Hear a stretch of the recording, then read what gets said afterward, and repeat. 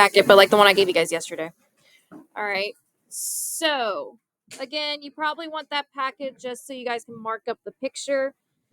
So, all they told us is that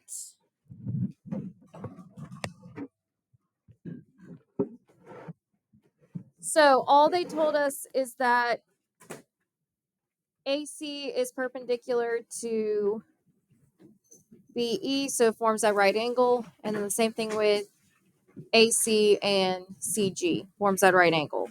And wants us to prove that these two angles are congruent.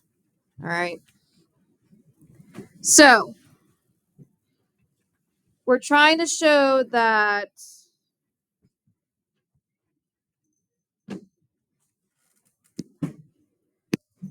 this angle and this angle are congruent. All right. Now, let's kind of think about a plan of attack here. So would it make sense to prove anything congruent triangle-wise here? Is there like any triangles that we could say that are congruent? No. Like this little triangle right here, it's too small to be congruent to the bigger one. However, what is true with triangles? They add up to 180 degrees. So if we can prove that at least they all have the same angles, then if we can prove that these two angles are congruent, so this one and this one, then we could prove that these two are congruent. Because why can we prove that these two are congruent? They're what? Vertical. And so if we prove that these two are congruent, then we can prove that the reds are congruent through substitution or the transitive property. All right. So first off, let's first just state what we just did, that these two angles right here are congruent because they're vertical angles. All right. So I'm going to say my two angles are congruent. So I'm going to say CDA is congruent to FDG because vertical angles are congruent. And they take it. So remember, they take it, it's right. Now, since they say that these lines are perpendicular, they did not, however, say that these angles are what? Right angles. They didn't say that they're right angles. So we actually have to say that those angles are right angles. Because all they say is that they're perpendicular. But we got to assume that this is someone that has no idea what perpendicular means, which means it forms right angles. So we're going to classify angle as a right angle. And we're just going to do this for both of them. So I'm going to say that CDA is a right angle because perpendicular lines form right angles. Hold up.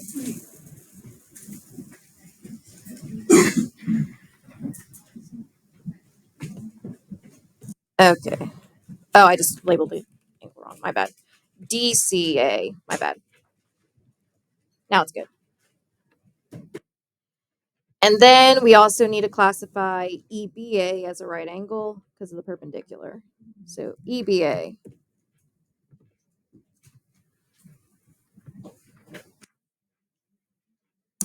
Now, what can we say about these two right angles? They're what to each other? They're congruent. Right angles are congruent. So we can also state that those two angles that we just said are right angles are congruent to each other.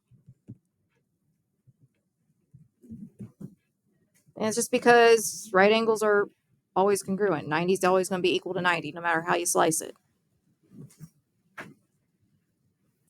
Now, since we're trying to prove that these two angles are congruent, all right, we first need one more angle of both of these triangles, so the little one and the big one, that's congruent. What angle could I definitely say is congruent? Maybe one that they share.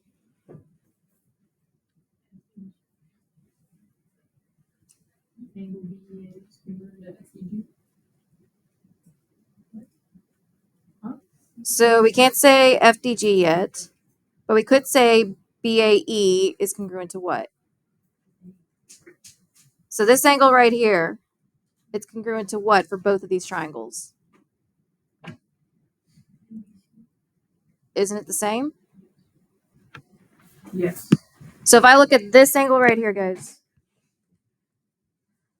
what's true about that angle for both of these triangles? They're what to each other? They're congruent because what? They're the same angle. So I'm going to say that angle CAD is congruent to BAE because of what property? So what property says that if it's in the same spot, it's the exact same angle, exact same side, what property is that? Reflexive. All right. Now, so this goes through the triangle sum theorem. So now that we've proven that two angles within two different triangles are congruent, we can now say that the angle BEA is congruent to CDA because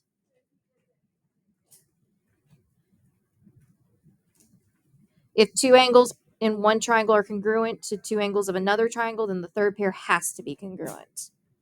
Because think about it. If you have an angle that's 90 and then another one that's 45 in one triangle, and then you have one that's 90 and another that's 45 in the other triangle, 90 plus 45 is the same thing no matter how you slice it.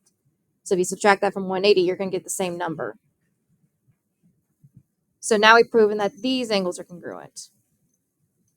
So now, since we said that these two angles are congruent and these two angles are congruent, we can now say that what we're trying to prove is congruent. So BEA is congruent to FDG. And what property is it when you just switch kind of what's equal to each other? Transitive. And we're done.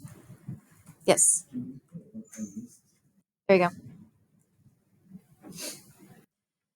So, guys, when it comes to proofs, it's just all about kind of how to think about it. All right. Use what you know about geometry. Like, you know, all triangles add up to 180. You know, vertical angles are congruent. Use what you know to kind of manipulate what you want to happen. All right. Now, this one was a little bit harder than what we did yesterday. Yesterday was solely triangle congruence, but this one was just one where it wasn't necessarily triangle congruence, but still used theorems coming from triangles. All right. So if you click submit, it should be correct.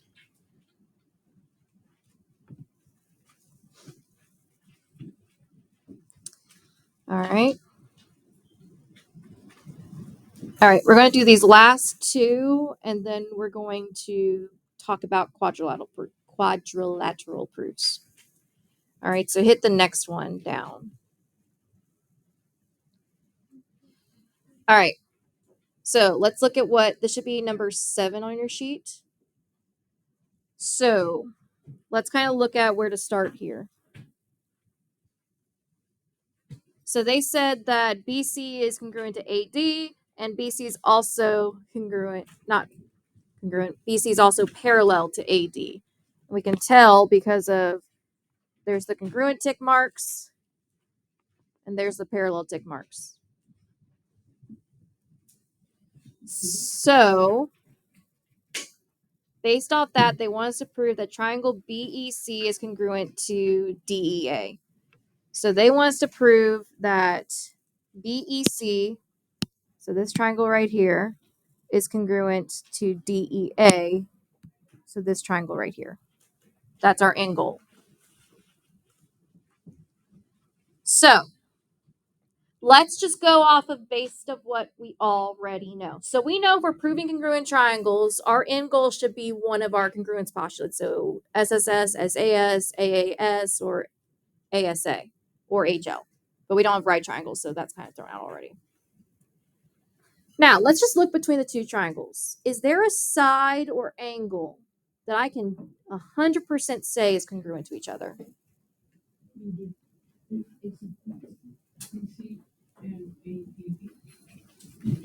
So BEC and AED, right. So I can say that these two angles are congruent. Why? They're vertical. And so that's exactly what we're going to say.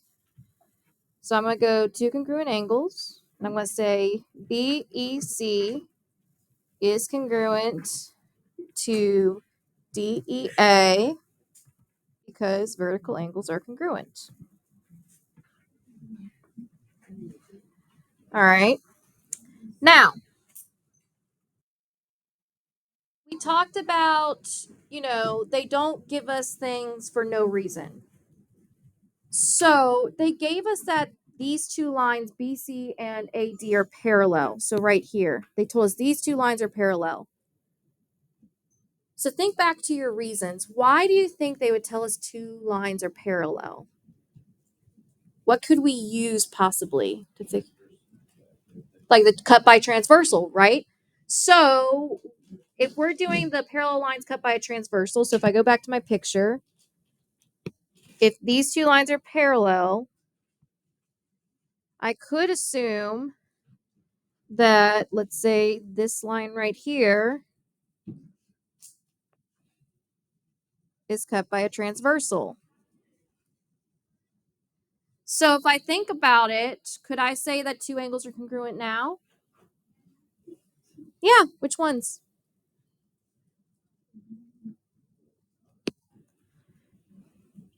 So think about your parallel line properties. So if we want congruent angles, we're probably shooting for it's congruent by what? Alternate interior. So based off of what I drew, which two angles are alternate interior to each other? So someone besides Tobias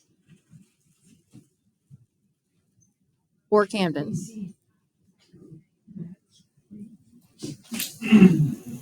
So remember, angles are named with 3 letters.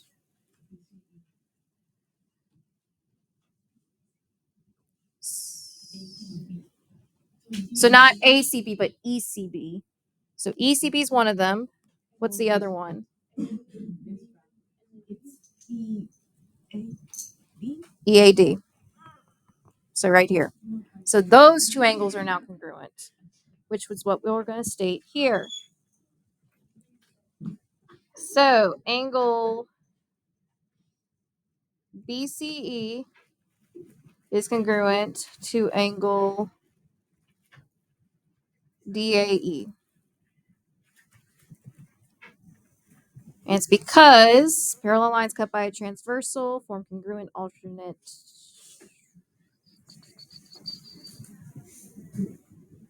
The lines are in fact parallel. Did I label it wrong? Oh, I labeled it wrong. CE. There we go. I just put it the wrong way. So BCE is congruent to DAE because parallel lines cut by a transversal.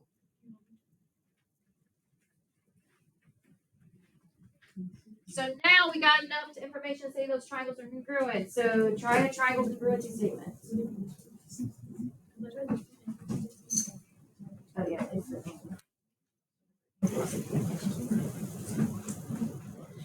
So figure out what they're congruent by. So you have two angles and a side that are congruent. So it can only be two of your postulates. Think about which one it would be. AAS. So angle, side, angle. So now we can say a triangle BEC is congruent to DEA by angle side or angle side. Done. So guys, it's literally just with proofs, you're just thinking about, okay, what can I definitely prove that's congruent? And then think about what they give you. Why would they tell us that two lines are parallel? Because more often than not, they want you to use that in some shape or form. All right. So that's kind of how you conquer the proofs. Any questions on this one?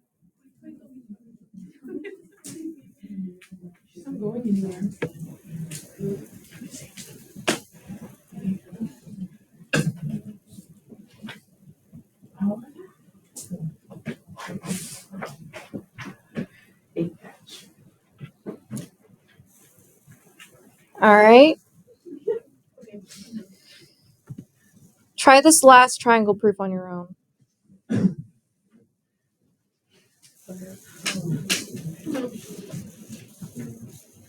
So think about what bisect means. And you're trying to prove that the two triangles are congruent. So mark it up on your picture if you need to. But think about what the word bisect means. That's what they gave you in your givens. So try this last one on your own. Think about the word bisect. Bi. What does that mean? Not wait. That kind of bi. Like bi is like the root. So what's the root by mean? 2. So that means it cuts the angle. So Yeah. This does not mean half? Yes. Okay, when I do this, does it mean half? Alright, so everyone should be attempting this one.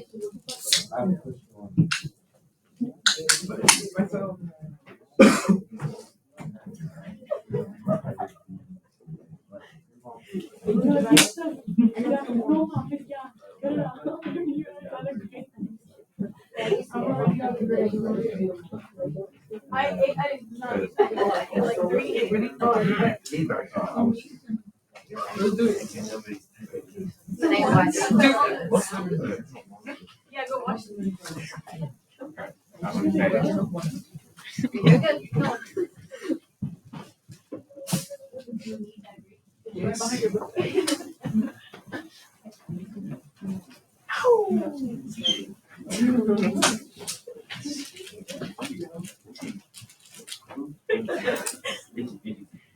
So guys, I'll give you guys a hint. If we're talking about angle bisectors, so line AC is an angle bisector with both the angles it hits. What does that mean? It splits it in half. So remember, angle bisectors means it splits these two angles in half. So that should get you somewhere.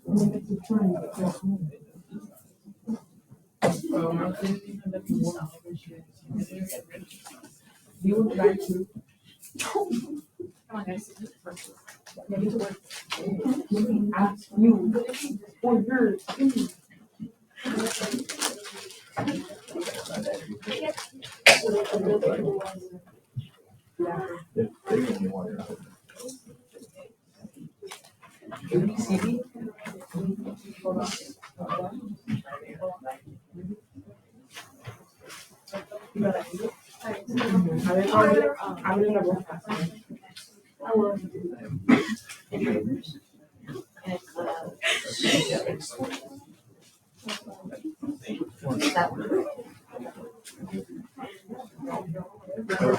I don't need it.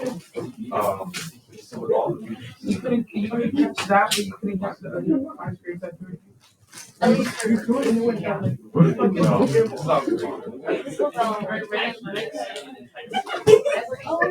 what time can we play?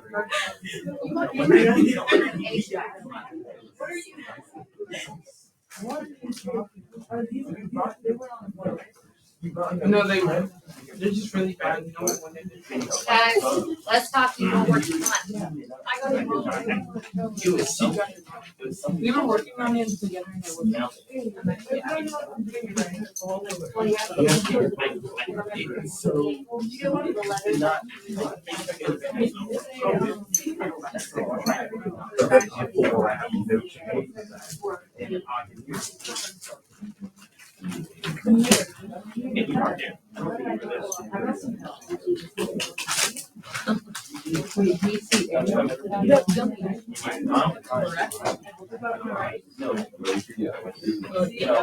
I know here. This is a pretty big number.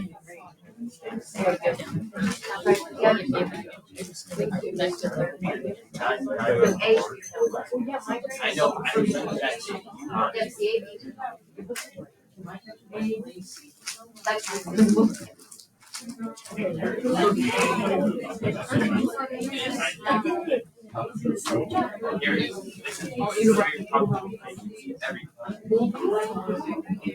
Okay, so we know that angle bisectors do what to an angle? Bisect. Was bisected Divided. divided in two. No, Mike. So is it not true that these two little angles are congruent and the same size? So take it. And remember, the middle letter should be whatever the vertex of the angle is. So C should be your middle letter. Oh, yeah. That's all, yeah. It's the condensation. Just count. I'm not really sure how to use I don't know.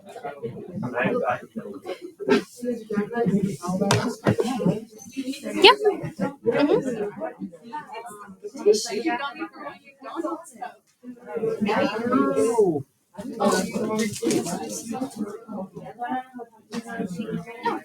No, you have two angles to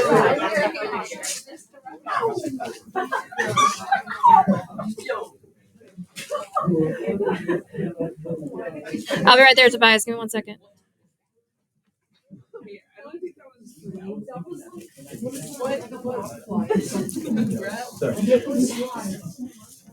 Try to do that on note.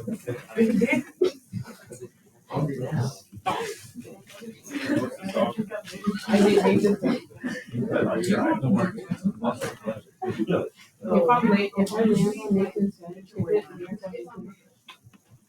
honestly, you're right. That wasn't even for me. That was Shakespeare.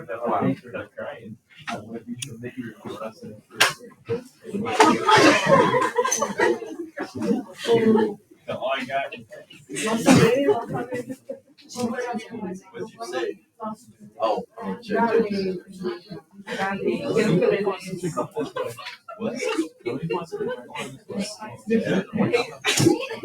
It was funny. Until she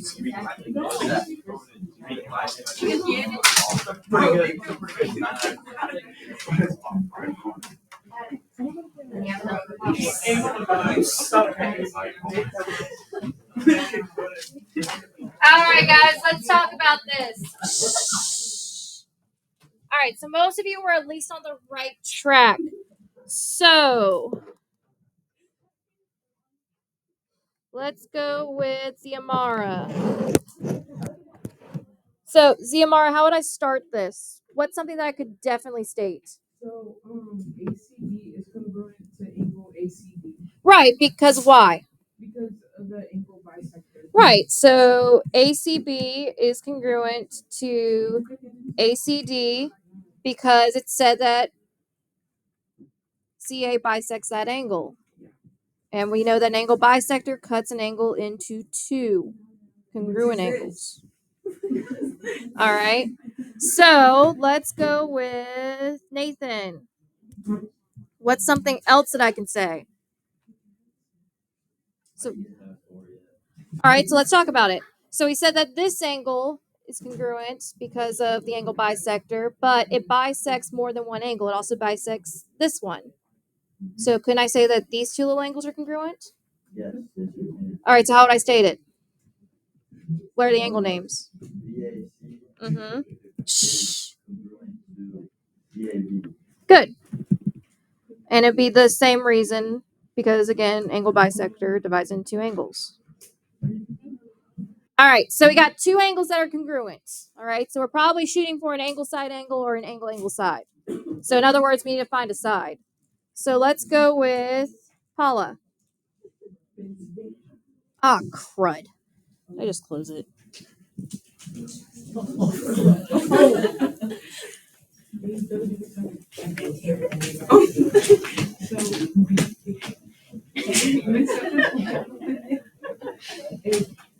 So ACB is congruent to ACB. All right, so BCA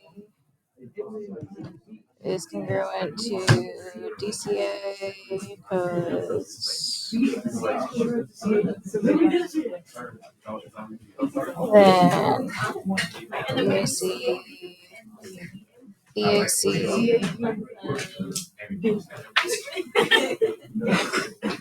All right, so Paula, we have two angles that are congruent. So we're probably shooting for a side that needs to be congruent. What's like one side that I definitely know is congruent?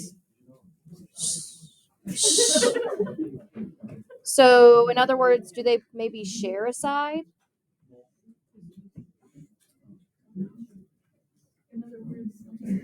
So, so do these two triangles share a side? That's what I'm asking. Yeah, which one? AC. So couldn't I say that AC is congruent to AC? And by what property can I say that, Paula? Yeah, reflexive. Did you say private property? All right. Shh. All right, so Melani. So I now have enough for a postulate. So I can now say that these two triangles are congruent, but by what postulate? So angle, angle, angle, side, angle, side. What do you think? Shh. Angle, angle. Good. So I can now say that my two triangles are congruent. So ABC is congruent to ADC by angle, angle. Good. All right. Any questions on triangle proofs, guys? Okay. So we're going to take our 3-minute break. Don't move just yet. But when we come back, take out your note packet, so the Unit 5 packet, and we're going to do a little bit of notes on quadrilateral proofs before we actually jump into doing some. All right. So I'm setting the timer for 3 minutes. Make sure you're back before the end of it. Come on, bro. Come on, let's go vape in the bathroom, bro. Let's go vape in the bathroom, bro. It's a weekend. That's what I'm talking I about. bet you they're being That's my type. serious. Maybe even some. I bet you they're being serious. You should expect it. So you guys know these kiddos are up to no good. Pat me down. There's nothing on it. Come pat me down. Well, thank you, Talk man. about I thought you would like that. Why? I get Kevin. Every time you see me, I heard what happened. Yeah, I know. And then you guys and then they made us spin them down Yeah, the ruler. yeah. I have the video. I have the video. They're gonna slip them. Oh, and it's on law. Thank you, bro. That was him. Miss Murphy. That's not me. Pat me down. Pat me down. Pat me down. Wait, are those the waterproof ones? Yeah. They don't look right. Wait, Waterproof what? I don't think it's right. What's called spray? They don't look right. So what do you wear? I don't know. It's not natural. What is Don't he worry, I having got this another pair. baby? You got another pair? I got 2 pairs. The waterproof ones? No. Okay, I got it. I don't know. They look like they're like Watch his green. a Sika jacket on your foot. All right. Here's the question: Sika or Drake? Nah, I'm wearing Drake. Watch this. Sika superior. All right. Huh? Yeah. Two jackets. Yeah, look at that. I'm not ready. You spent almost $50. Yeah, 'cause they have warranty on them. Oh my God, you're so kind. I bet. I hope I'm people who put stuff on people's backs. Yeah, I put them on your screen. Look at this fucking loser right here. What is this? Look good, bro. What are those? The Vapor Maxes? The lemon pepper stepless. The Vapor Maxes. One of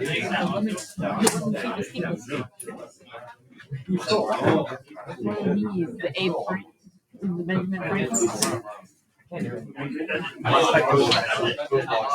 Damn, you're blind. I need those things to dry. Or else I'll call them better way out. Color white. You mom. 5 seconds. Can I get those back so I can see, please? And then. All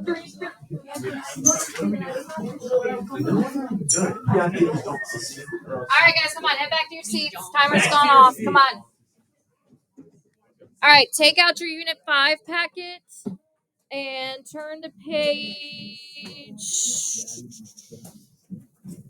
7. So, Unit 5, guys, come on. If it's going to be an issue, I'm not going to give you breaks anymore. Unit 5 packet, page 7. Also, if you guys could clamshell your Chromebooks right now, we're not going to need them for right now, but we'll come back to it. So you can leave them on your desk, but just kind of close the screen.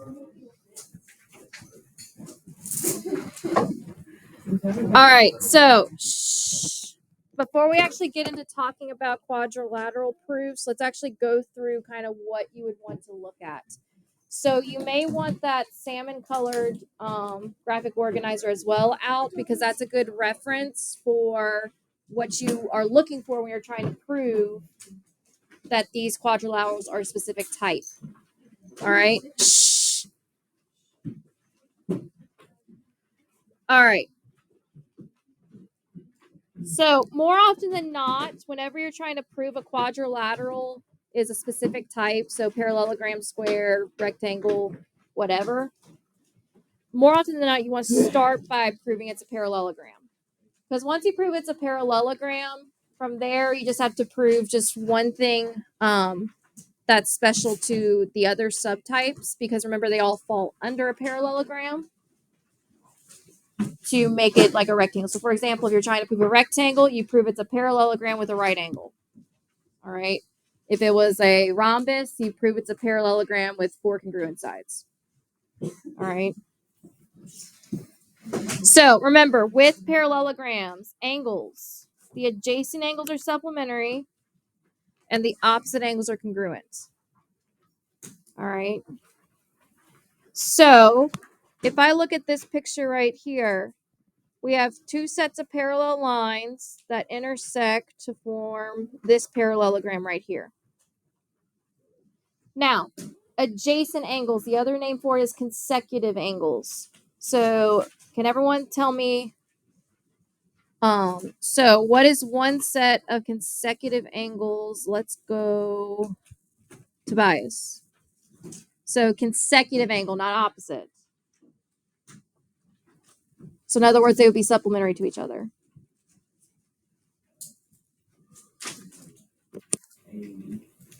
Right? So A and D is a pair. All right. What's another set? Let's go Cameron.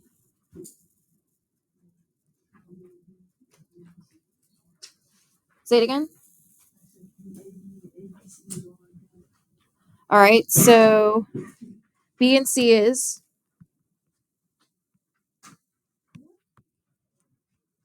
I probably just completely heard you wrong. What'd you say? Oh, DAB and ABC. Yeah. So angle A and angle B. All right. So you were doing it the proper way with the 3 angle names. Thank you. All right. Now, on top of that, we also have angle B and angle C. And we have angle C and angle D. So in other words, any angle that is next to each other or on the same line, they are consecutive. So angle A, angle D, C and D, B and C, and B and A. Now, why does a pair of adjacent angles have to be supplementary? So think about this carefully.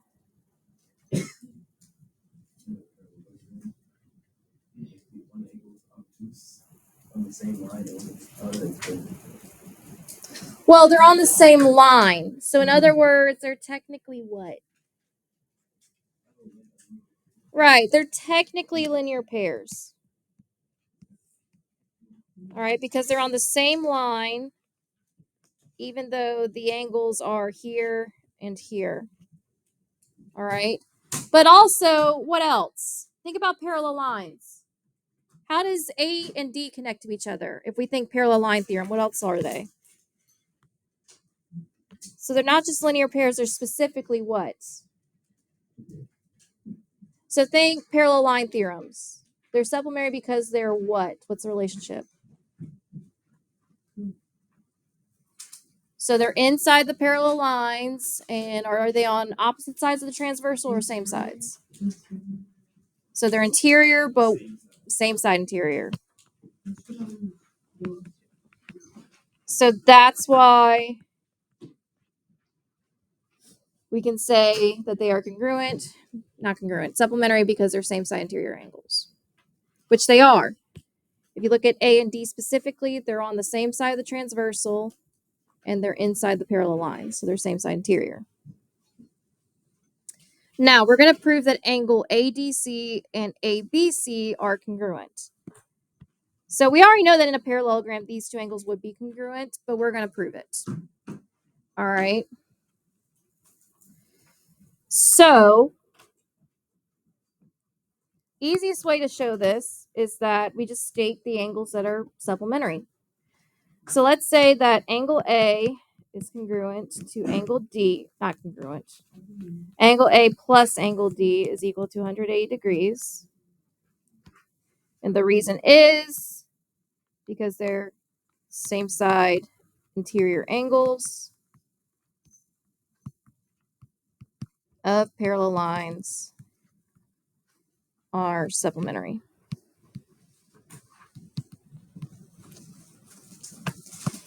Then we can say that A and B are also 180 degrees. And honestly, I'm just going to put this in the same thing. So A plus B is 180 degrees. Same reason.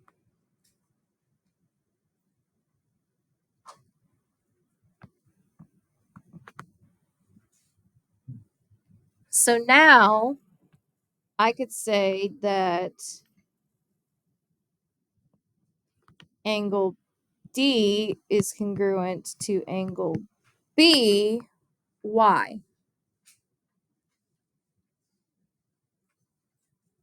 So think about it. If we're adding the same angle and it's equaling the same number, what would happen if I subtracted angle A from 180?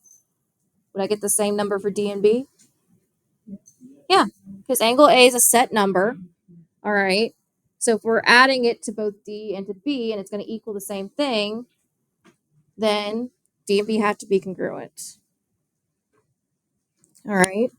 So they're congruent because if you subtract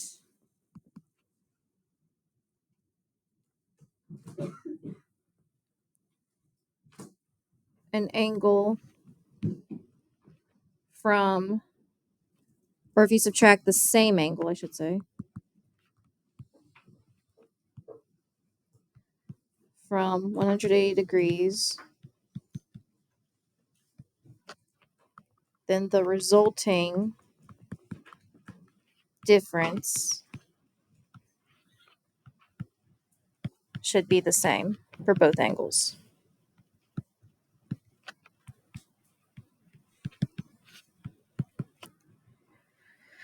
So that's how we can prove that these two angles are congruent. So we just proved that the opposite angles are congruent.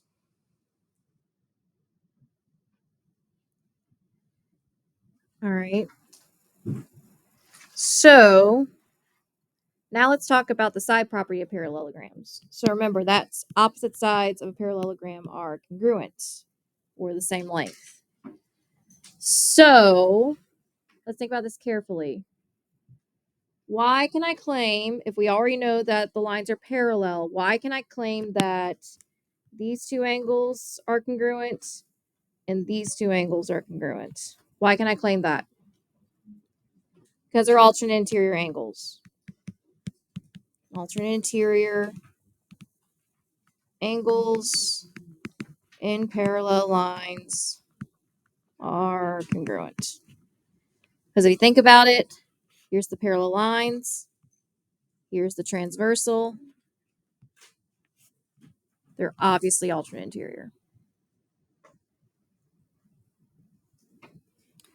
So, what theorem could be used that this triangle ABD is congruent to this triangle BCD or CDB? So think about it. We already showed that two angles are congruent. What's the only thing we got to do? We literally just did this problem. The side's congruent. Well, what side? Which side? Name it. DB. Why can I say DB is congruent to itself? Right, so we can say DB is congruent to DB because of the reflexive property. Thus, triangle ABD is congruent to triangle CDB by what theorem? So what postulate tells us that? Angle side angle. All right. Now, since we now know that these two triangles are congruent, why can we say that these two sides are congruent and these two sides are congruent? So we talked about this yesterday. We've already proven that the triangles are congruent, so any part of those can triangle CPCTC.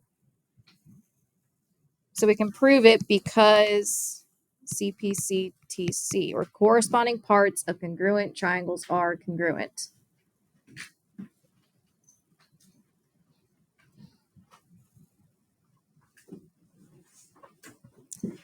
All right, now let's talk diagonals. So what's the main property of diagonals with parallelograms? What they do? They bisect each other, which means they do what? Split them in half. So the diagonals of a parallelogram have the same midpoint, meaning the diagonals of a parallelogram bisect each other. So we're going to prove that. Now, they already gave us all the statements. We just got to come up with the reasons. All right. So, given parallelogram MNPQ, prove that the diagonals MP and QN bisect each other. All right. So first off, they told us MNPQ is a parallelogram. So what's the reason for that? If they told us, given, it really says right here, given it's a parallelogram. Now, that means that anything we know about parallelograms, besides the fact that diagonals are congruent, is in play. All right. So, given what we know about parallelograms, they did say that MN is congruent to PQ. Why is that true? But what's true about parallelograms and their sides? Opposite sides of parallelograms are congruent. So, opposite sides of parallelograms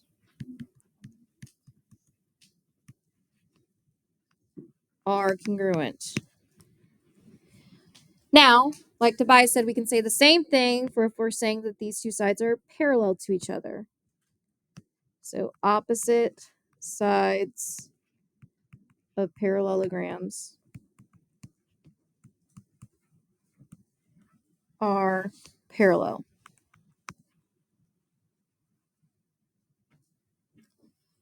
Now, since we know that, they're then claiming that angle 1 is congruent to angle 3 and angle 4 is congruent to angle 2.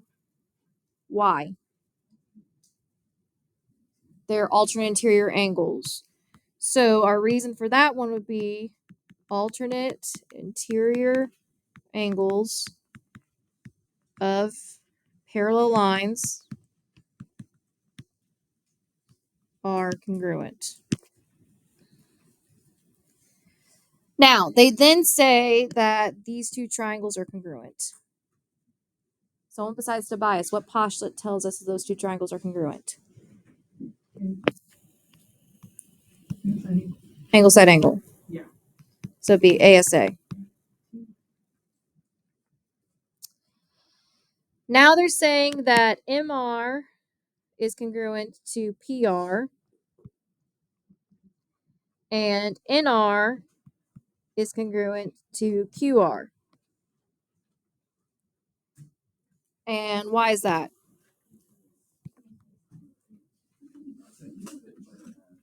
We haven't proven they're bisectors yet. But we have proven that the triangles are congruent. So we can say that if we already proved the triangles are congruent, then the corresponding parts are congruent because of CPCTC.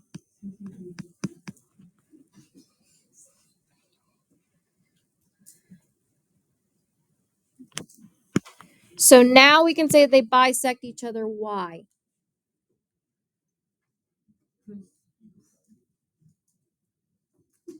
But look at it. Are these not cut in congruent parts? Yes, in triangles. Well, not triangles, but I'm talking about the segments. Are the segments not cut into two equal parts? Yes. Yeah. So, because by a definition of an angle bisector, or in other words, the segments are cut into equal parts.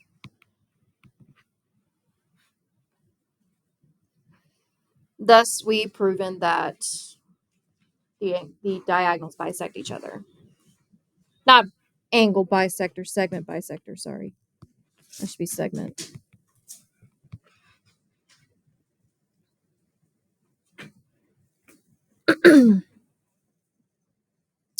Now, since we have basically talked everything about a parallelogram, now let's talk rectangle.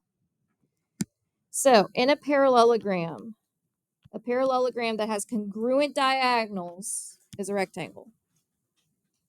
All right. So, they told us that ABCD is at least a parallelogram. All right.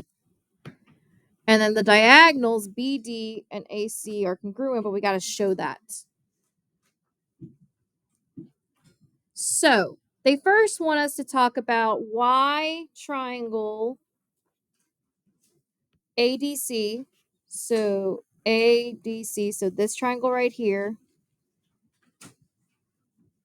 must be congruent to BCD. So, this triangle right here.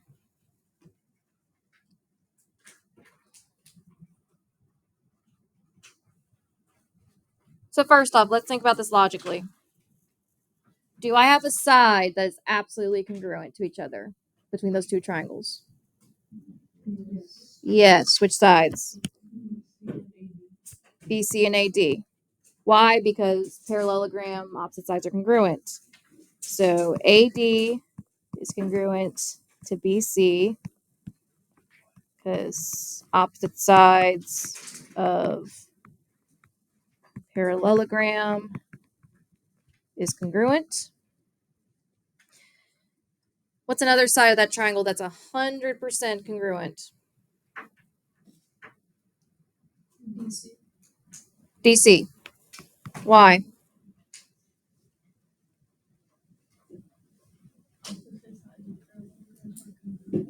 Well, it's just one side. So DC is congruent to itself because of what property? Reflexive.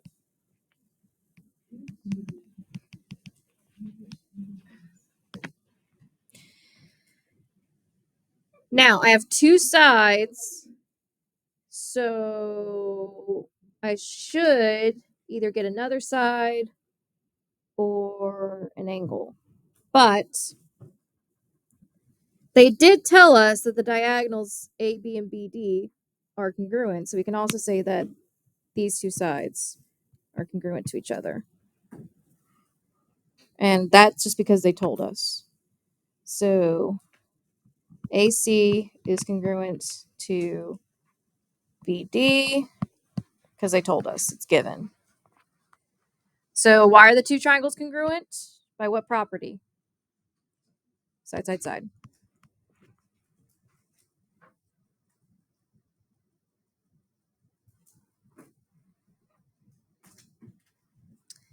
Now, what can we say about angle ADC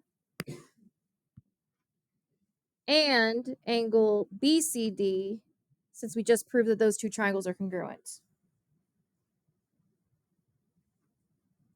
So we proved that the green and the yellow triangle is congruent. So what can we say about those two angles within those two triangles? That they're what to each other? Congruent. Why? CPCTC.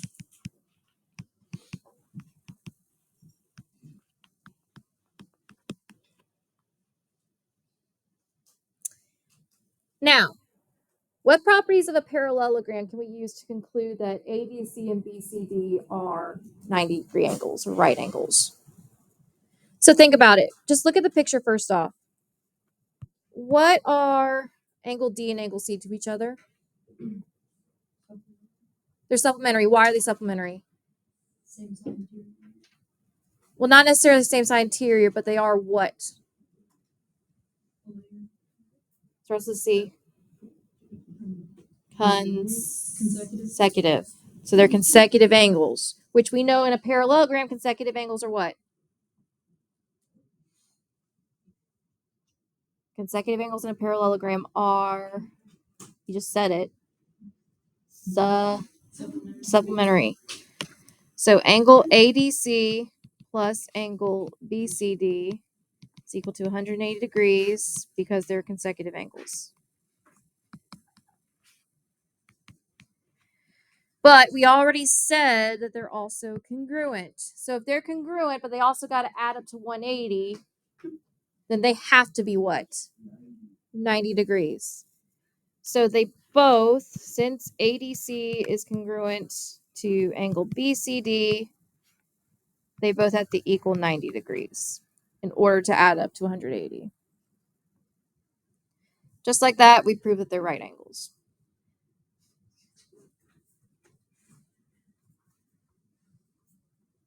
All right, any questions on that?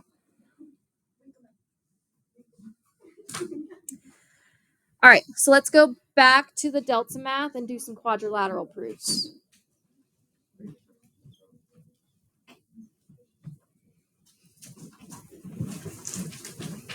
So this was just trying to get your brain thinking about the different properties of the quadrilaterals.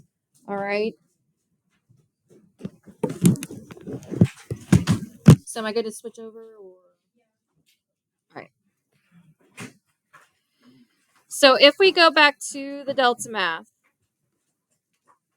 all right, I'm looking at just the next one down. So quadrilateral proofs, one missing step. All right. They gave us this entire proof. All right. So let's just go through it together and mark what they got. Because they're asking us to fill in the blank. So this would be number 8 on your paper. So let's just go through this proof and marked what they gave us. So they flat out said that ABCD is a parallelogram and AEFD is a rectangle. So this is a rectangle and this is a parallelogram. All right, they flat out told us that. They then say that EC must be perpendicular to FD. So EC must be perpendicular to FD.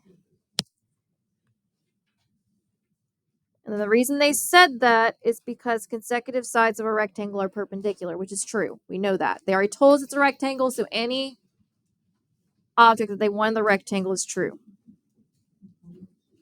Yep. Then they say that angle DFC is a right angle because perpendicular lines form right angles. We already marked that. They then say that angle E is a right angle because perpendicular lines form, nope, because the interior angles of a rectangle are right angles. So now they're saying triangle ABE and triangle DCF are right triangles. So this triangle right here and this triangle right here are right triangles. All right. Which, by the way, those two triangles we're trying to prove congruent. Now, it didn't said that opposite sides of a rectangle are congruent. So they said that AE is congruent to DF. Now, we don't know what step 8 is. That's what we got to fill in the blank for. But they said that the triangles were congruent by a hypotenuse leg. So look at what we already hit with our two triangles. So we got one side that's congruent, and we know it's a right triangle. So is that side the hypotenuse or the leg? The leg. So I need to show that the hypotenuse is congruent. So in other words, I need to show that BA is congruent to DC. But why are they congruent? Look at what they're a part of. What shape are they a part of? Not the triangles, but look at the bigger shape that they're a part of. Not the square. Nope. Parallelogram. That green parallelogram, they're part of the parallelogram. And look at where they're at. What part are they at? Are they opposite sides, consecutive sides? They're opposite sides. And what's true about parallelogram? Opposite sides are congruent. So we can say that BA is congruent to CD because opposite sides of a parallelogram are congruent. And that would give us enough information to say the triangle is congruent by HL. So guys, proofs like these are ones that I probably give you on your test, where you just have to fill in the blank, like one statement and reason. All right. So that's how you look at it. You go through each statement and reason and just mark things. And then look at what you're trying to prove at the end and then figure out, okay, well, what am I missing? All right. So if we submit it, should be correct. Wait, can you go back? Can you go down? Opposite sides of a parallel are congruent, so BA is congruent to CD. Yeah. Make sure you write BA, CD, or AB, DC. It's got to be the corresponding parts. It's weird.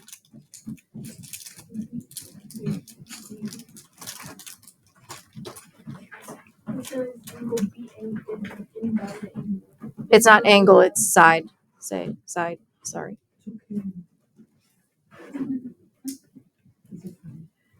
All right. Let's try another one. So this one, we're just stating the reasons. All right. So they told us that ABCD is a parallelogram. They told us that E is a midpoint of AB, so it's a midpoint, and F is a midpoint of DC. So they then said that AD is congruent to CB. Why? So why are those two sides congruent?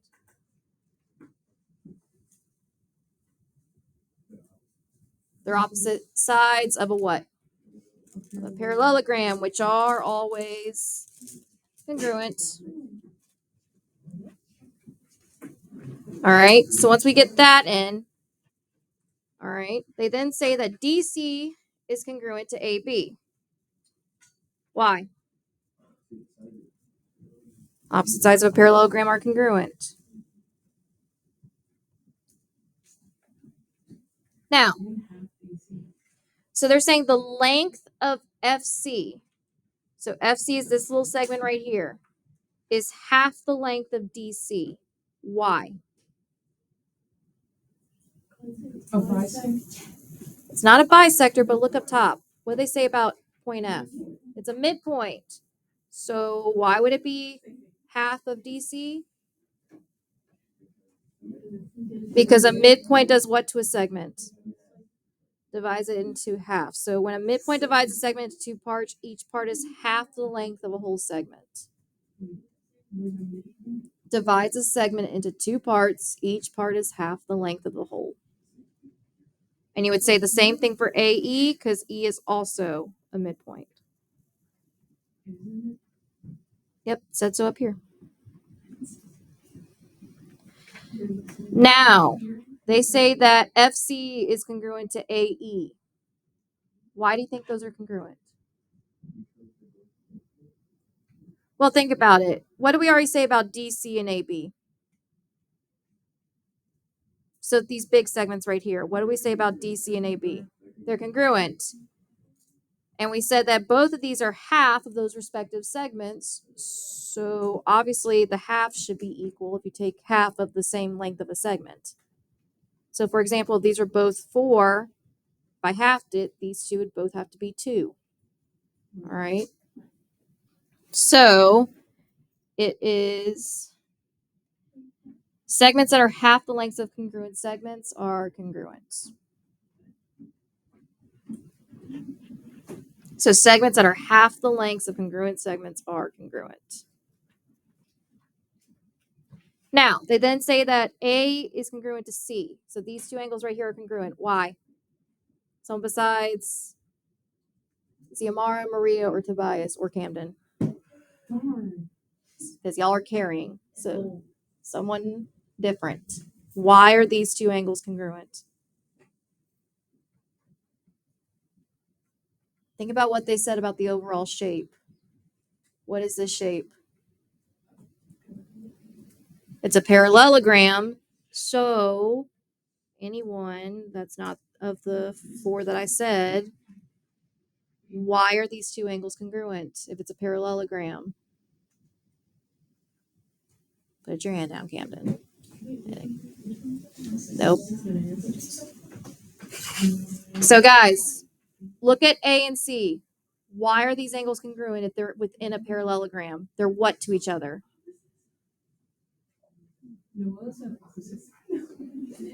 Well, they're not opposite sides, but they are opposite what? Angles. And what's true about opposite angles in parallelograms? They're congruent. That's why they're congruent.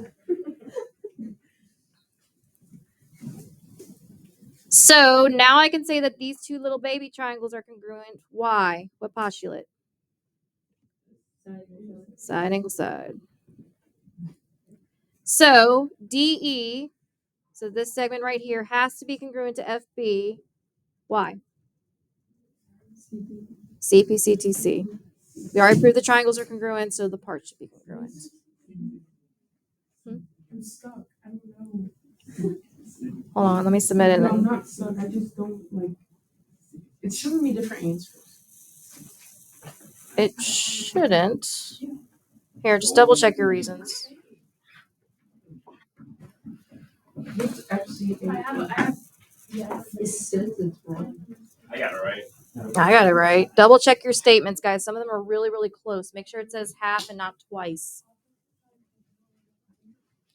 Because they do like to throw that. Like literally the statements will be super close, but one word difference. So read the statements closely. So specifically these two. Each part is half the length of a whole segment. Each part is half the length of a whole segment. They may say it's twice the length. And then same thing, half lengths, twice the length. They switch those words out a lot.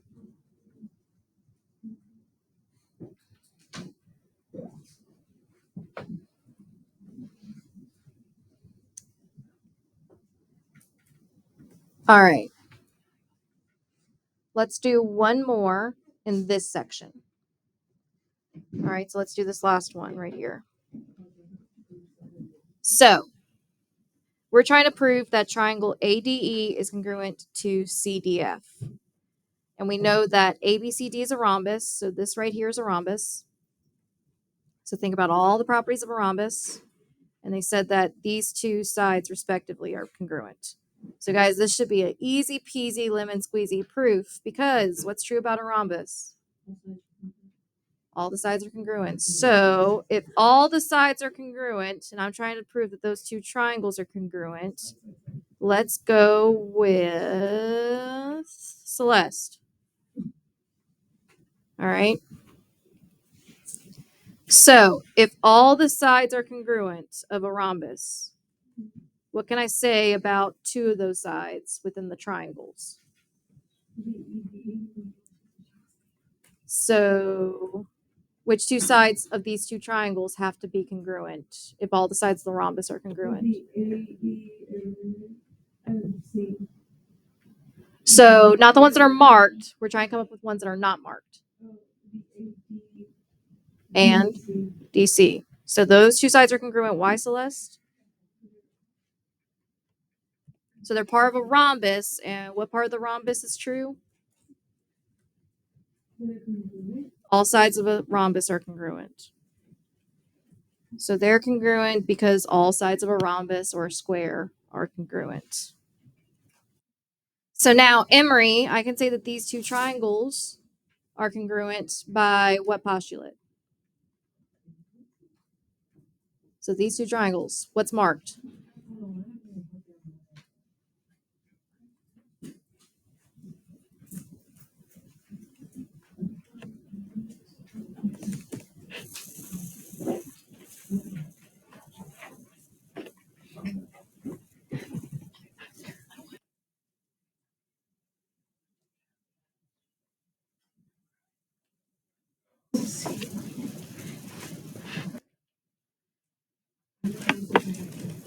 So Emery, look up here on the board. What's marked for both of them? Is it the sides, the angles? What is it? It's the sides. So all three sides are marked. So it has to be what postulate?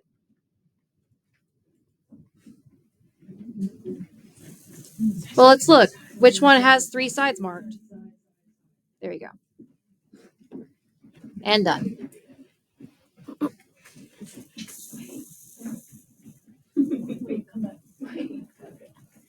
Guys, it's a 3-step proof. Yeah, guys, it's a 3-step proof. Okay, so those last two are y'all to do on your own later. All right? Because, yeah, later, because we're switching gears.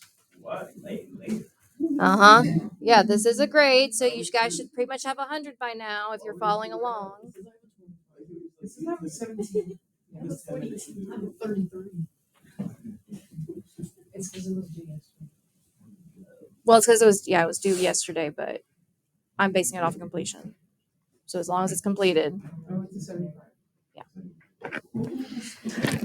All right. So what I want you guys to do now, we're still in Delta Math, but I want you to go to the Delta Math that says 5.2 proofs with quadrilaterals.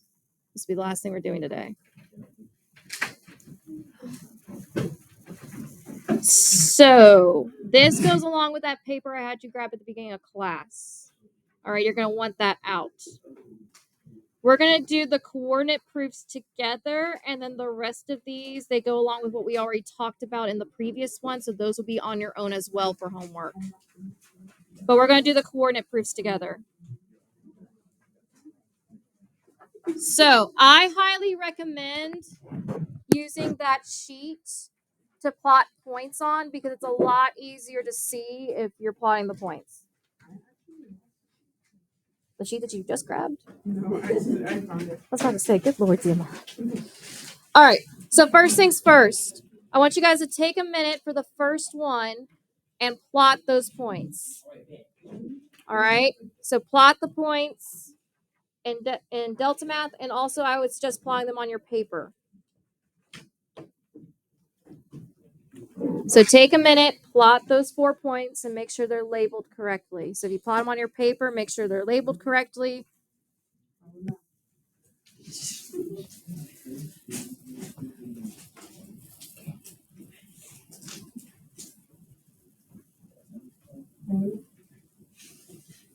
Is that?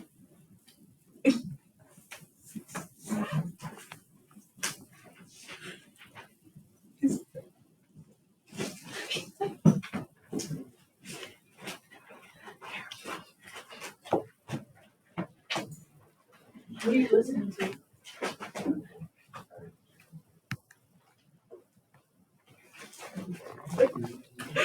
So it shouldn't take you very long to make it. All right, you just got to plot the points.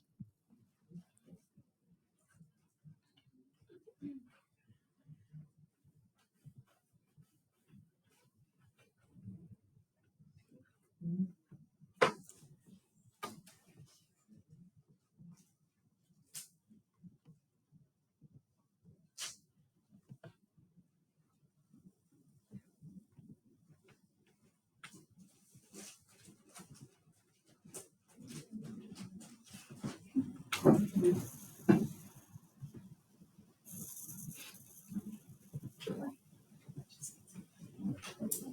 have to use the restroom after our daily break. All right, so this should be what your graph looks like. Is everyone there? All right. I also graphed it on my paper just because it's a little bit easier to see if it's on your paper for what we're about to do. All right. Now, what they want us to prove is they want us to prove that this quadrilateral is a rhombus. So think about what makes a rhombus a rhombus. What's like the main characteristic of a rhombus? All sides are congruent. So that's probably what we're going to prove. All sides are of equal measure. Now, that means we need to find the length of all the sides. So this is where your paper might come in handy. So on a graph, this is review from Math 1, Math 2. If you want to find the distance of a line segment, there are two ways you can do it. Does anyone remember one way? It's a formula. So you can either do the distance formula, which I don't recommend, it's gross, or you can do Pythagorean theorem. All right. Yep. So the way you do Pythagorean theorem is you're essentially going to do rise over run between all the points. So I want to do rise over run between O and N. So I go down 1, 2, 3, 4, 5, 6, 7. All right, so I went over 2 and then up 1, 2, 3, 4, 5, 6, 7, 8, 9. All right. It should be the same thing from P to M.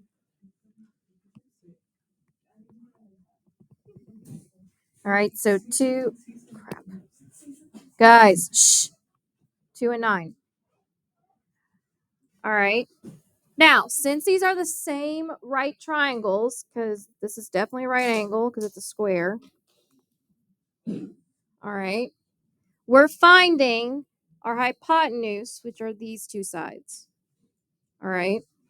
So if I use Pythagorean theorem, so a squared plus b squared is equal to c squared. All right. How would I set it up? 9 squared plus 2 squared is equal to c squared. So what's 9 squared? 81. What's 2 squared? 4. So 85 is equal to c squared. So if I square root them, square root of 85 is equal to c, and we'll leave it like that. So that means the square root of 85, square root of 85. So 2 of the sides are congruent. But now I need to check the other 2. So I'm going to do rise over run for the other 2 sides. So they should form the same right triangle. So if I count, this is 1, 2, 3, 4, 5, 6 units here. And then 1, 2, 3, 4, 5, 6, 7 units here. So same thing here, 6 and 7. Oh my God. Oh my God. I did not do that on purpose, okay? All right, so if I put this in the Pythagorean theorem, what is it? Y'all are dumb. All right, so what's 6 squared? 36. What's 7 squared? Equals c squared. Y'all. So this would be 85 is equal to c squared. So square root them. This is 85 square root.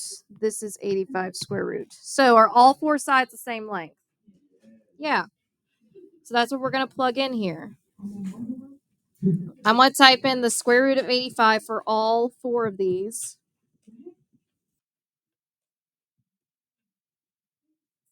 So you're just typing in the square root of 85 for all 4 of those because we just found them. At the bottom by the submit. Yes. Yeah, but that's the easiest way.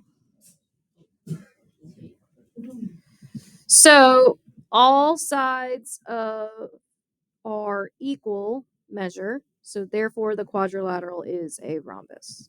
That's what you would say. So all sides are of equal measure. So the quadrilateral is a rhombus. All right. So does everyone have this part filled in? Yes, we do. All right. So then you can hit submit. I remember here.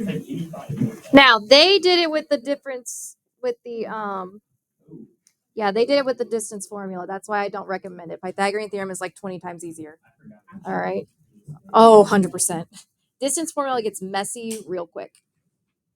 Because if you look here, that's just a mess. It's gross. All right. So there's that one. So now that we know this, let's try the second one. So take a minute, graph the points on both your paper and on Delta Math.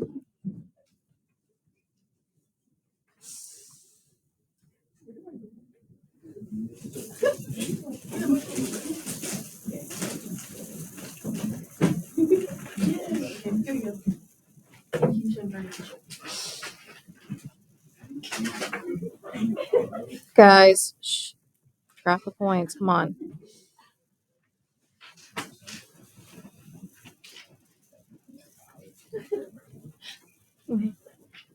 Yeah, make sure you sign. I'll take the pass.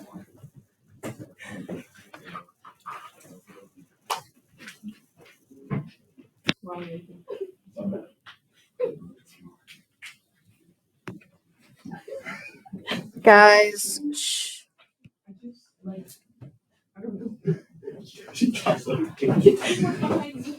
Yeah, 6, 7, so funny.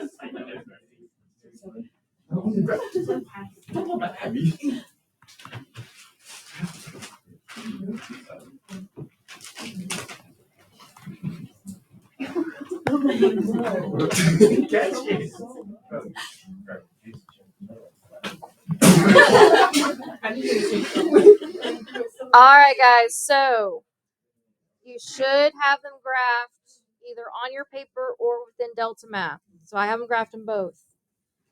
Now, they want us to prove that it's a rectangle. So what's the one defining fact about a rectangle? 90-degree angles. So that's what we're going to prove. We're going to prove it's a rectangle by saying that the adjacent sides are perpendicular. So, in other words, so think about it. So think back to Math 1. This deals with slopes. So if the slope of the line, if the slopes are congruent, then the two lines are what? Parallel. But if the slopes are opposite reciprocals, meaning they're flipped over and the sign changed, then they're what?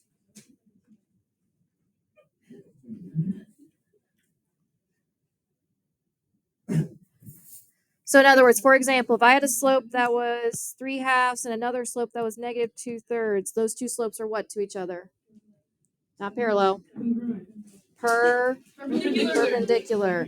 So that's what we're looking for. We're looking for opposite reciprocal slopes. So I'm going to do rise over run for all of these. So I go up 1, 2, 3, 4, 5, 6, 7. So my rise over here is 7. And my run is 1. Now, is this line right here, is it decreasing or increasing? It's decreasing, so that means it's negative. All right. Yes. Are you gonna put these in It's also recorded, so if you forget, you can always just watch the video. Were we recording? Oh yeah, you can hear. They can hear. They can't see y'all, but they can hear y'all. All right, so go. Make sure you sign. I'll take the pass. All right, now. I'm then gonna find the next one. So I go up 1, 2 over, and it's gonna be 14. So this would be 14 over 2. Oh wait, no, it's 2 over 14. Rise over run. Now 2 over 14 simplifies down to what? 1 over 7. Now, is this a positive or negative slope? It's positive, so it stays positive. So are these two slopes opposite reciprocals of each other? Yes or no? Yes. Yeah. So that's a right angle. So now we got to do it for the other two lines. So this one, same thing. It's 2 over 14, which simplifies down to what? 1 over 7. So are these two lines opposite reciprocals? Yep. So that's a right angle. And then this would be negative 7 over 1 again, because it's a negative line, up 7 over 1. So are these two lines opposite reciprocals? Yep. What about these two lines? Yep. So we got all right angles now. So that's what you're going to plug in. So for AD or DA and BC, you're going to put in negative 7. For AB and CD, you're going to put in 1/7. So the slopes of any pair of adjacent sides are negative reciprocals or opposite reciprocals. Being that the case, those sides are perpendicular. Therefore, the quadrilateral is a rectangle.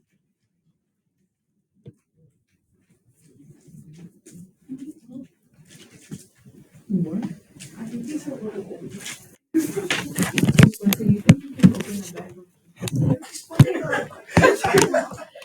Okay, guys, just get this down.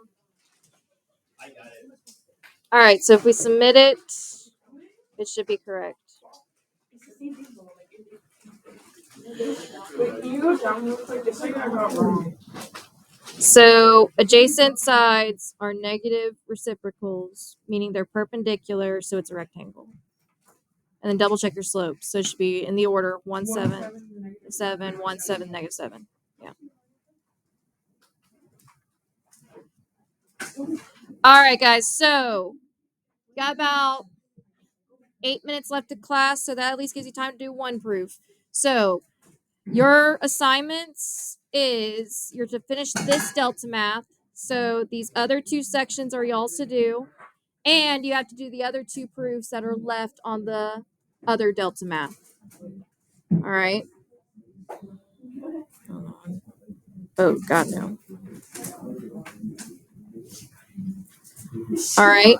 So you got to do these two sections on your own. They go along with what we already discussed. And then you also got to do those other two proofs on the other delta math. All right.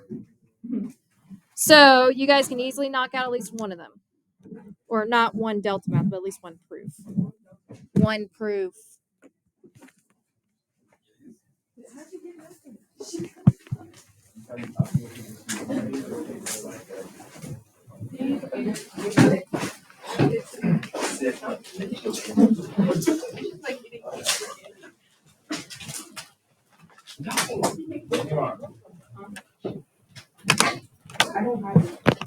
So guys, as of today, we're done with proofs until the test. So I would work through them, and if you have questions, you better ask me before the test, because there is going to be some proofs on your test. But again, the proofs on your test are going to be either you fill in just the reasons, or you fill in the blank. So like it's missing a statement, you got to fill in that statement. It's missing a reason, you got to fill in that reason. It's not going to be, I'm not going to give you a whole proof that you have to come up with. All right.